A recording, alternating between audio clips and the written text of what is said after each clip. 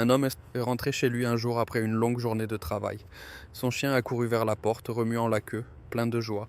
Le même accueil chaque jour depuis 3 ans. Mais cette nuit-là, quelque chose a craqué. Il a crié. Il a attrapé le chien par le cou. Il pensait que c'était de la discipline. 2 semaines plus tard, ce même chien tressaillait chaque fois qu'il franchissait la porte. La queue a cessé de remuer. Le regard s'est baissé. Et l'homme n'avait aucune idée de ce qu'il avait détruit ou s'il pourrait un jour le réparer.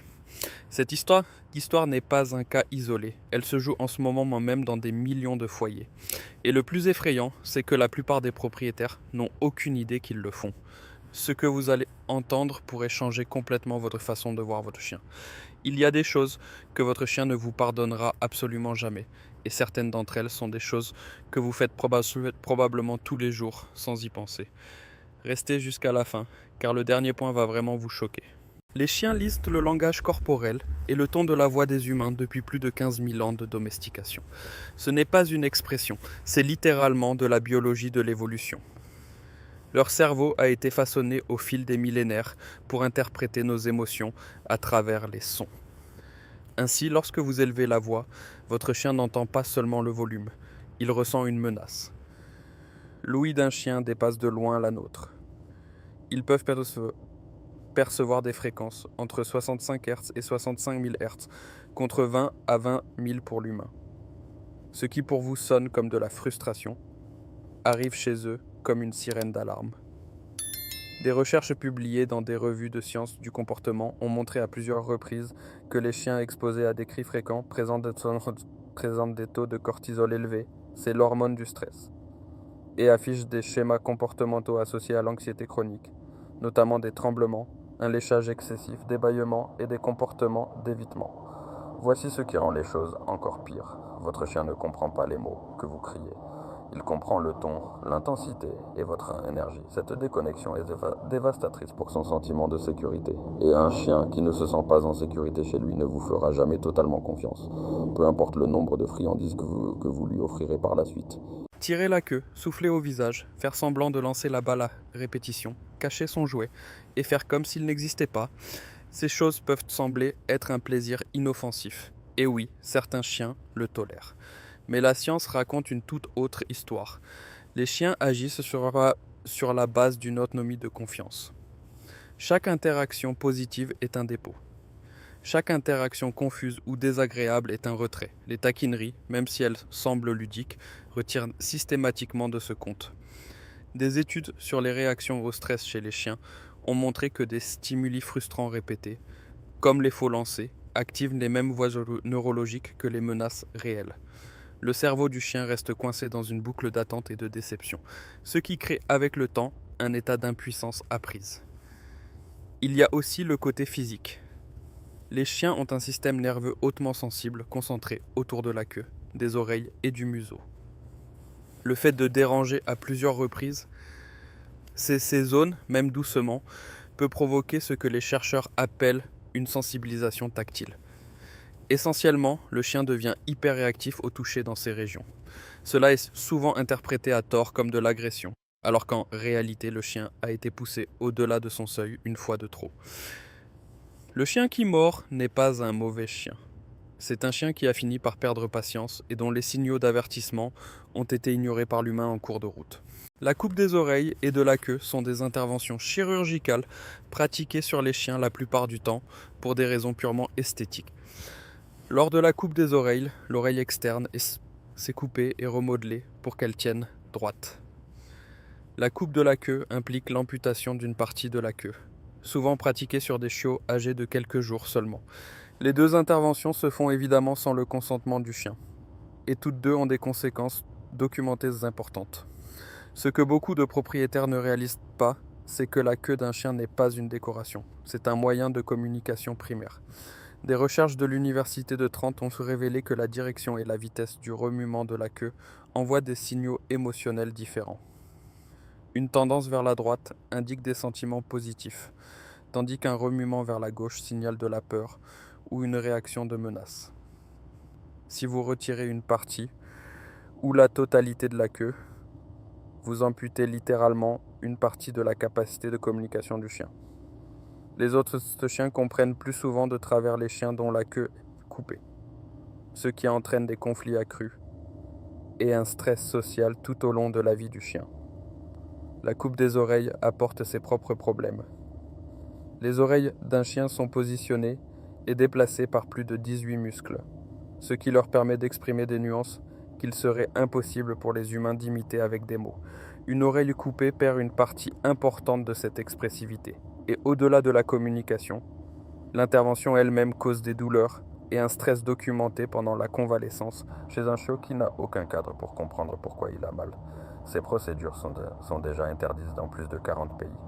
La science est claire, l'éthique est claire, et votre chien, qui ne peut pas demander qu'on le laisse tranquille, mérite de garder son corps entier intact. L'hygiène dentaire, le brossage régulier, le contrôle des pattes après la promenade, le nettoyage des oreilles et la surveillance des griffes ressemblent à de petites corvées et la vie est trépidante. Mais pour votre chien, ce ne sont en aucun cas des bagatelles. On estime que les maladies dentaires touchent 80% des chiens de plus de 3 ans. Elles provoquent non seulement une mauvaise haleine, mais aussi des douleurs chroniques que les chiens cachent extraordinairement bien. Car dans la nature, montrer de la faiblesse invite les prédateurs.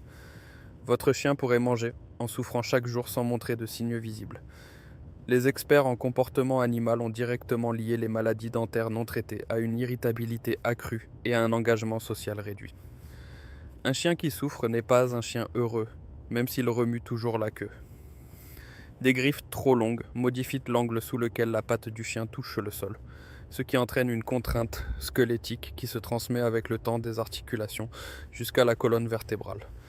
Le toilettage régulier n'est pas de la vanité, c'est de la prévention médicale. Et l'omettre est une forme de négligence que les chiens ressentent, même s'ils ne peuvent pas vous le dire. Les chiens ne cherchent pas leur meute à chaque instant. Ils ont des lieux de repos où ils reviennent sans cesse parce que ces endroits portent leur odeur et l'odeur est ce avec quoi les chiens cartographient la sécurité. Le centre de traitement de leur cerveau est proportionnellement 40 fois plus grand que le nôtre.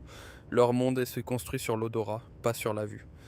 Si vous déplacez constamment leur lit, relocalisez leurs gamelles, changez leur cage de place ou hoquiez leur coin préféré sur le canapé, vous détruisez leur carte olfactive de sécurité.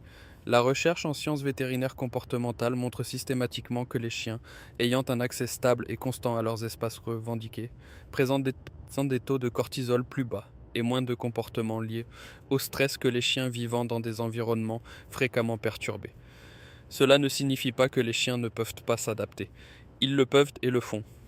Mais les perturbations constantes sans raison créent une anxiété de fond qui mine silencieusement leur qualité de vie et leur confiance dans leur environnement. Et s'ils ne se sentent pas en sécurité dans leur espace, ils ne peuvent pas non plus se détendre totalement en votre présence. Le sujet le plus étudié en sciences du comportement canin au cours des 2 dernières décennies est la punition par rapport au renforcement positif.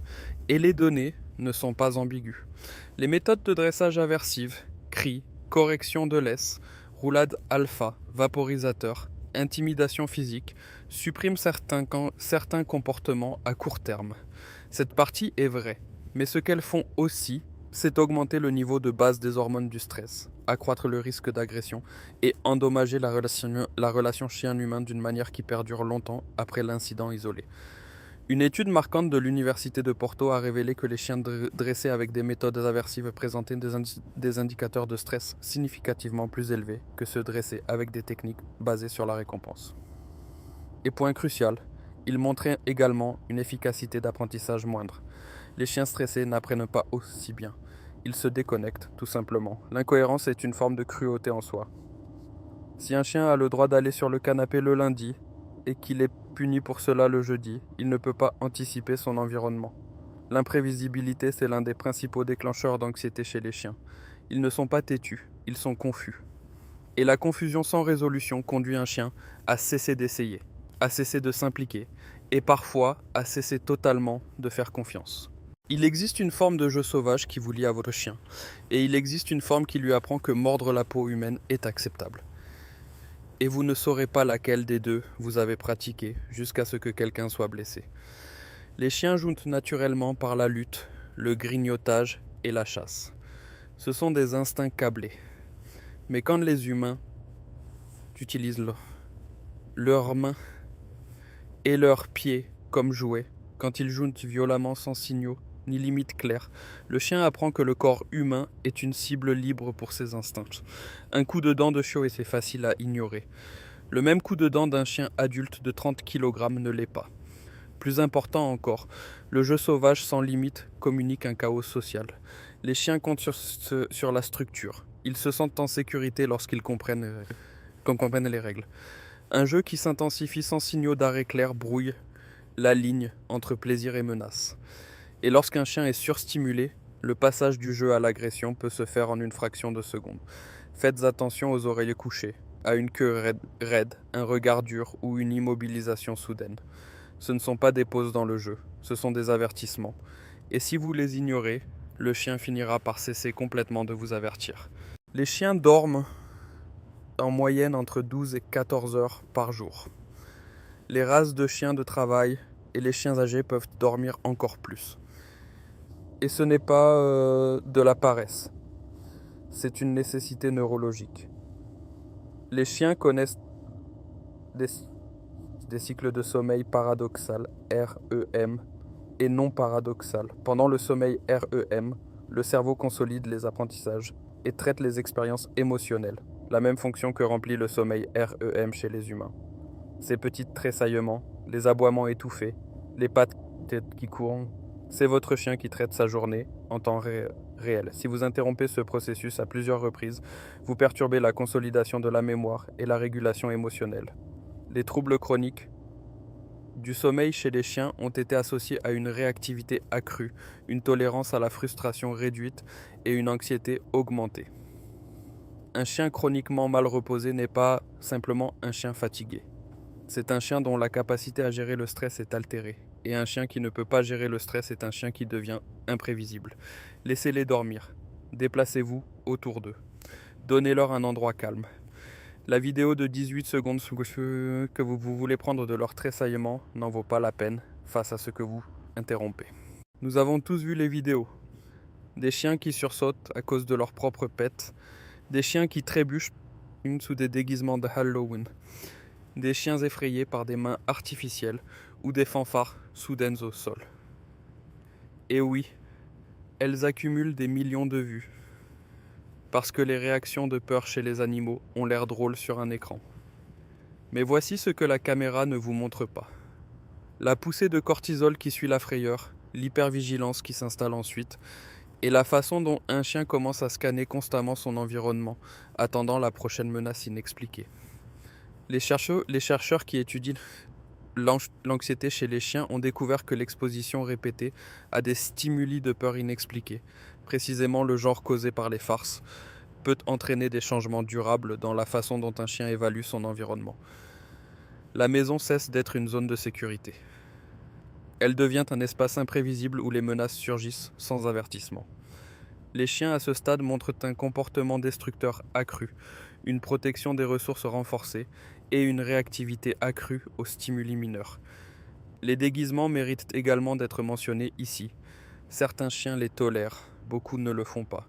Un costume restreint les mouvements, déforme la forme du corps, ce qui perturbe la lisibilité pour les autres chiens, et leur retire la capacité d'utiliser pleinement leur langage corporel naturel. Pour un chien qui compte sur l'expression physique pour communiquer, ce n'est pas un déguisement, c'est une isolation sensorielle et sociale, emballée dans une cape de super-héros. Votre chien n'est pas un accessoire, c'est un être vivant qui vous fait totalement confiance. Honorez cela. Honorez. Un nouveau chien arrive, un nouveau bébé naît, un nouveau partenaire emménage ou un autre chien entre dans la maison. Et l'instinct est de les présenter immédiatement et avec enthousiasme là maintenant, parce qu'on était excité et qu'on veut que tout le monde s'entende simplement. Mais le cerveau de votre chien ne fonctionne pas ainsi. Les chiens sont des animaux sociaux, oui, mais ils sont aussi naturellement néophobes, ce qui signifie que les choses nouvelles déclenchent de la prudence avant d'éveiller la curiosité. Leur sens primaire est l'odorat, pas la vue. Ils doivent traiter chimiquement une nouvelle présence avant de la traiter visuellement. Les rencontres face à face forcées, avant que cette accoutumance olfactive n'ait eu lieu, contournent tout le protocole social naturel du chien. Le résultat est une agression liée à la peur. Non pas parce que le chien est dangereux, mais parce qu'il se sent acculé et submergé, sans issue et sans préparation. Les recherches sur le comportement social canin montrent systématiquement que les présentations graduelles, où l'odeur est d'abord échangée par des objets comme des couvertures ou des jouets avant le contact visuel, mènent à des taux de conflit radicalement plus bas et des taux de réussite de liens radicalement plus élevés. Et cela va au-delà des nouveaux animaux. Forcer votre chien à saluer un étranger dans la rue alors qu'il est si manifestement mal à l'aise, le maintenir et dire à l'étranger « c'est bon, laissez-le simplement vous renifler », alors que le chien s'écarte n'est pas de la socialisation. C'est une interaction forcée qui confirme au chien que ces signaux sont insignifiants. Un chien dont les signaux de stress sont ignorés à plusieurs reprises finira par cesser de signaler et passera directement à la réaction qui fonctionne réellement. Un grognement, un coup de dent, une morsure. La chose la plus aimante que vous puissiez faire pour un chien qui rencontre quelque chose de nouveau est de lui donner la possibilité de choisir. Laissez-le s'approcher selon ses propres termes. Laissez-le se retirer s'il en a besoin. Sa confiance en vous grandit chaque fois que vous respectez ses limites. Chaque point de cette liste revient à une seule chose. Votre chien communique toujours avec vous. Les oreilles couchées, le bâillement dans un moment de tension, le blanc de l'œil visible, regard de baleine, la position de la queue, le clignement lent. Il ne s'arrête jamais de parler. La question est de savoir si vous écoutez. Si vous avez commis certaines de ces erreurs, et presque tous les propriétaires de chiens l'ont fait, il n'est pas trop tard. Les chiens sont des animaux extraordinairement indulgents, mais ce pardon a une limite. Et le meilleur moment pour commencer à être attentif est dès maintenant. Si vous voulez aller plus loin, cherchez les comportements qui prouvent que votre chien vous voit comme faisant partie de sa meute. Certains d'entre eux vous surprendront totalement. Si cette histoire a changé la façon dont vous regardez votre fidèle compagnon, veuillez vous abonner et liker la chaîne. Nous révélons le langage silencieux des animaux que nous aimons. Bâtissons un avenir de confiance mutuelle. Le prochain chapitre de la compréhension s'ouvrira bientôt.